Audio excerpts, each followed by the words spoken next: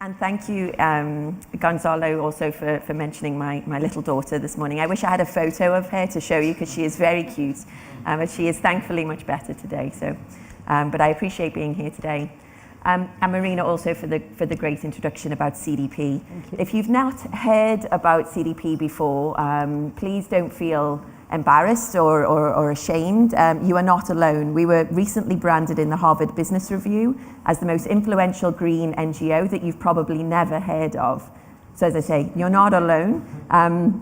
But those that we do engage with luckily know who we are. So I'm going to give you a brief presentation on the potential that we feel exists within the private sector and how we can go about unlocking that and what we've been doing so far. I have got a few slides, but where possible, I won't use them. So when I talk about the private sector, I'm not talking about water utility companies. I think it's very important that we establish the difference here. We're talking about large-scale, national and international organizations in the oil and gas, energy, food and beverage, metals and mining, chemicals, pharmaceuticals, agricultural supply chain companies, possibly some of the sexiest, the dirtiest, the most important organizations fundamentally in the world.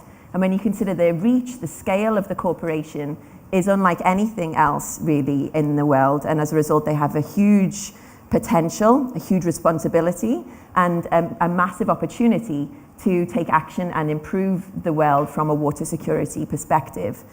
They in fact use almost 70% of the world's fresh water. And that's why we focus upon them and driving change within them, within CDP. So really, why would they do this? Why would they engage with a relatively small NGO such as ourselves? Well, our theory of change is based on the fact that we have that action within these companies or inaction within these companies poses a substantial material economic threat to their ability to generate a profit or a return, both today and in the future. And that is of prime interest and concern to institutional investors worldwide. So my program operates on behalf of 680 institutional investors worldwide.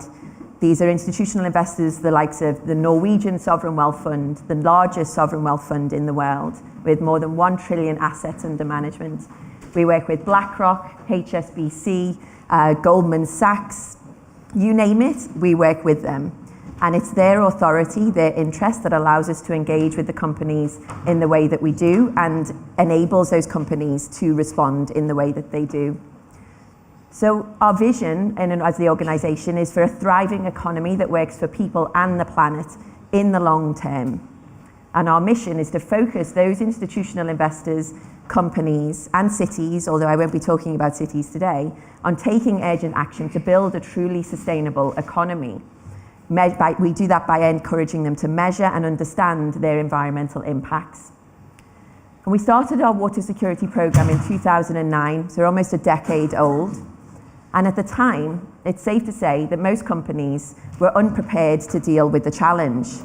If you consider the process of designing a business, building a business model, most of the business models that exist today and continue to exist today are based on some fundamental and untried and untested assumptions.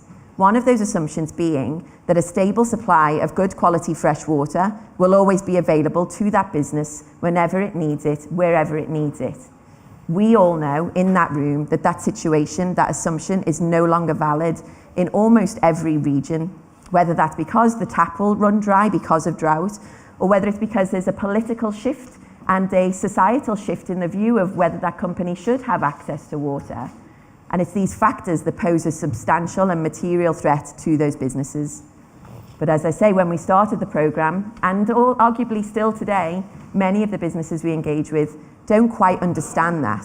And they're still acting and planning under the misassumption that they will have access to the water that they are used to having.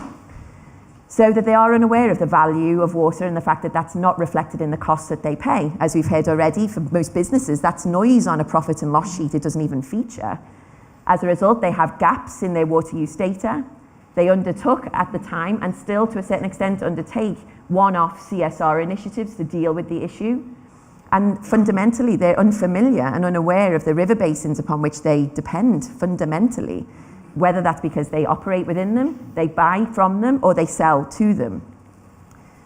So our process, the process that CDP runs, which is a voluntary process, and we now engage with more than 5,000 of these companies worldwide, is to try and transform that way of thinking, to raise the strategic importance of water within the company so that they start treating the resource with the appropriate measures and respect that it deserves. We provide a request for information. On the base of it, very simple. It's an information request. It's a survey that goes out on an annual basis. But it poses questions to companies that they may not have ever considered before. Are you exposed to water-related risks that may generate a substantive change in your business, revenue, or operations? For many, that really is a new question that the CEO has never considered. So you can imagine when we spark that conversation, it leads to repercussions within the business. They collect data that they've never collected before. They recognize the importance of the water managers within their business for the very first time.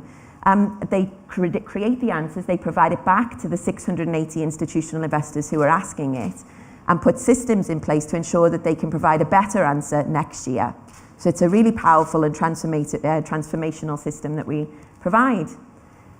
What we recognized initially was that the strategic importance of water, as I've said, is not recognized in many businesses. And what ultimately matters to a business is that ability to generate a return, create profit, and satisfy shareholders. So we introduced a question. I designed it in 2013, which was to try and help the business understand the importance of the river basin. So we began asking companies to report the total financial value, whether that's revenue, profit, or cost of goods sold, that may be at risk in each river basin in which they operate. It sparked the first question from the sustainability teams who are typically used to dealing with these questionnaires. I don't have access to that financial data. I don't know what that information is. And I said, so what does that mean? He said, well, I'm going to have to go and talk to our finance team. I said, exactly, that's exactly what we want. And they said, but the finance team don't know what a river basin is. I said, exactly, let's go and help them understand what that is. And we've seen a dramatic shift in the way in which businesses, some of them at least, are dealing with the issue and responding. And one of these can be seen through the corporate water targets and goals that companies have traditionally set. So in 2011, the goals, when targets were typically very vanilla, very boring, very sort of traditional and what you would expect from a business, not overly innovative at all. Efficiency, absolute reduction, quality of discharges, improvements in those. What we see today, or in fact 2017, because we're still waiting for our 2018 data to come in, is the much broader variety of targets that companies are now setting. And that is because that question has enabled them to recognize and understand that the health of the river basin is synonymous with the health of the business. And if you don't have a healthy river basin, you will not have a healthy business. So you'll see that the second most common goal that companies are pursuing is watershed remediation, habitat restoration, and preservation. And that can only be a good thing. But this is one of the most disappointing pieces of statistics that I'm going to talk about today, and is one of the most disappointing targets and pieces of information that we have as an institution today. Unfortunately, all of this great work really is only resulting in incremental changes from within those businesses. We looked at the 300 companies that have been consistently reporting to investors via CDP for the last 3 years, and the number of those companies that are consistently reducing their water withdrawals. Now, I realize that that's an imperfect metric. It's not the only metric that we should measure these corporations by, but it is an important one, and it is in a measure of how seriously or not they're taking this issue. And of the 300 that we analysed, only 35 are consistently reducing their water withdrawals.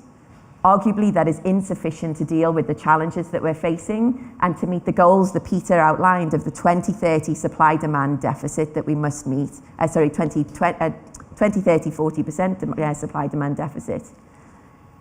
So we need to bring about more fundamental, transformational, transitional change. We need to continue to change the conversations within organizations so that they are empowered to make the transformations that they need. For me, what the future holds is that these interventions will challenge and change the fundamental economic system, as Gonzalo was talking about before, and the fundamental assumptions of business planning. I believe that stress testing business models against some sort of sustainable water future scenario may be a significant key in unlocking innovation in business models, product offerings, and partnerships. And I'm dying and desperate to ask companies this question: how does your business model stack up against this water secure future? But I can't at the moment. And this is my call to the academics and researchers in the room. We need more, we need to strengthen the knowledge base. We need more research to develop future water scenarios that resonate with business and can be implemented at scale. We need it so that a scenario that can be issued to the corporation's supply chains that are vast but hold significant potential. I didn't mention, but another key stakeholder of ours is commercial banks. Commercial banks control 2/3 of the world's money. And for those of you that may have watched The Wire or have been fans of The Wire, their motto is follow the money. If we can change the way in which that 2/3 of the world's money is allocated, then I think we've changed the rules of the game. So we need, however, evidence of the materiality of water security issues for the financial system, in particular commercial banks. I need that authority to then be able to go to a commercial bank and ask about how they're factoring these issues into their lending practices, because I can guarantee today they are not doing so. So if we are to achieve our goals, sustainable water management needs to become a fundamental pillar of how we manage our economy. I stand ready to enable us to do so, and with your help look forward to moving this forward. Muchas gracias.